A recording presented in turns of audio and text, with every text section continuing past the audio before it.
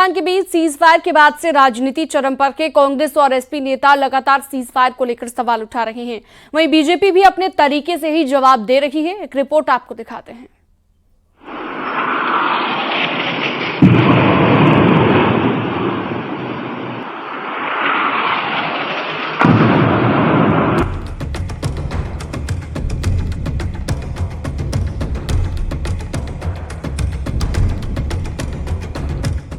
भारत पाकिस्तान में सैन्य संघर्ष के बाद हुए सीज फायर पर सियासत थमने का नाम नहीं ले रही।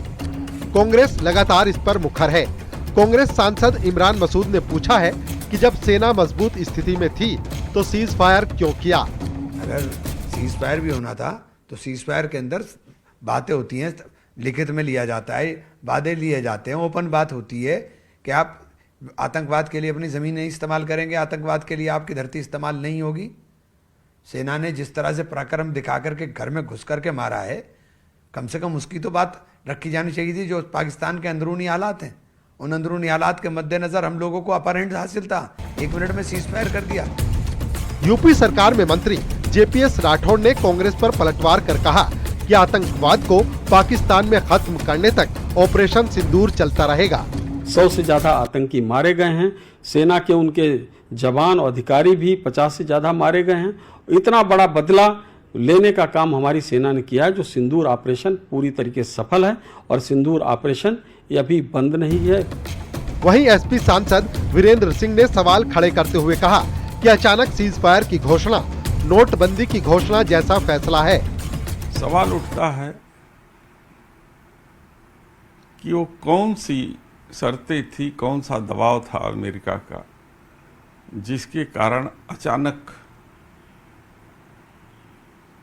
जो है सीज फायर का ऐलान करना।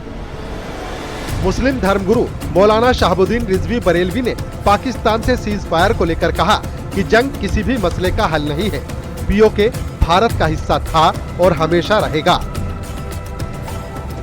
गुलाम कश्मीर कल भी हमारा हिस्सा था, आज भी हमारा हिस्सा है और भविष्य में इंशाअल्लाह गुलाम कश्मीर की राजधानी मुजफ्फराबाद पर तिरंगा झंडा लहराया जाएगा और गुलाम कश्मीर भारत का हिस्सा होगा। इस सिलसिले में किसी भी अमरीकी या किसी और दूसरे मुल्क की मुदाखलत हम नहीं चाहते हैं। ऑपरेशन सिंदूर के जरिए भारत ने पाकिस्तान में मौजूद आतंक के 9 ठिकानों को भारी नुकसान पहुंचाया, जिसके जवाब में पाकिस्तान ने भी सैन्य कार्रवाई की और भारत ने उसे तगड़ा जवाब दिया। हालांकि सीज फायर के बाद से नेताओं के वार पलटवार जारी है। न्यूज़ 18 के लिए ब्यूरो रिपोर्ट।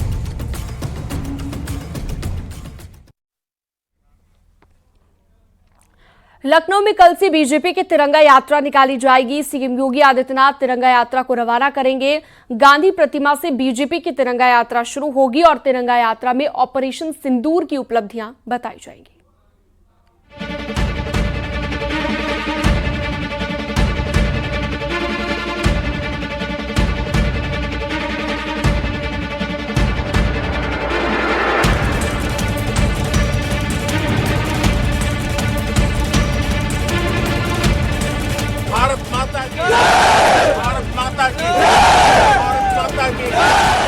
ऑपरेशन सिंदूर की कामयाबी को लेकर बीजेपी की तरफ से देश भर में आज से तिरंगा यात्रा निकाली जा रही है। यूपी में तिरंगा यात्रा की शुरुआत कल से होगी, जिसमें सीएम योगी और दोनों डिप्टी सीएम शामिल हो सकते हैं। राजधानी लखनऊ में भी कल तिरंगा यात्रा का आयोजन होगा। मुख्यमंत्री योगी आदित्यनाथ इस यात्रा में शामिल हो सकते हैं। यही नहीं, दोनों डिप्टी सीएम केशव प्रसाद मौर्य, ब्रजेश पाठक समेत भारतीय जनता पार्टी के तमाम दिग्गज नेता और कार्यकर्ता इस तिरंगा यात्रा में मौजूद रहेंगे। यूपी के सभी जिला मुख्यालय और विधानसभा स्तर पर कस्बों में तिरंगा यात्रा का आयोजन होगा। बीजेपी ने जो प्लान तैयार किया, उसमें यूपी में करीब 500 से ज्यादा जगह पर बीजेपी तिरंगा यात्रा निकालेगी। भारतीय सेना के शौर्य को हम जन जन तक पहुंचाने का काम करेंगे। जिला मुख्यालय से लेकर गांव, कस्बे, शहरों तक हम सब कार्यकर्ता जाएंगे। ऑपरेशन सिंदूर एक बहुत बड़ी उपलब्धि है, लेकिन कांग्रेस पार्टी विशेष। देखिए, कांग्रेस पार्टी हो या विपक्षी दल हो, उनको हर समय राजनीति सूझती है। देश एक स्वर से माननीय मोदी जी के साथ खड़ा है। बीजेपी का कहना है कि विपक्ष कोई गलत नैरेटिव न बनाए, इसके लिए हम जनता के बीच जाएंगे और सेना के शौर्य और पराक्रम को तिरंगा यात्रा के माध्यम से जन जन तक पहुंचाएंगे। ये विपक्ष ये दूसरा परसेप्शन ना बना दे, नैरेटिव ना बना दे, हमें जनता के बीच में जाना ही पड़ेगा। इसलिए जनता के बीच में जाकर हम सेना के शौर्य पराक्रम को लेकर जनता को बताएंगे किस तरीके से जो आतंकियों के एक एक ठिकाने को हमने चुन चुन कर वहां उनको ध्वस्त किया है, आतंकियों को मारने का काम किया है। बीजेपी की तिरंगा यात्रा में बड़ी संख्या में कार्यकर्ता, पदाधिकारी और योगी सरकार के मंत्री, विधायक, सांसद मौजूद रहेंगे। उत्तर प्रदेश के सभी जिला मुख्यालयों में, गाँव में, कस्बों में यह तिरंगा यात्रा निकाली जाएगी और इस तिरंगा यात्रा का जो उद्देश्य है वो सेना के शौर्य और पराक्रम को जन जन तक पहुंचाना है। कैमरामैन मनोज शाही के साथ संकेत मिश्रा, न्यूज़ 18 लखनऊ।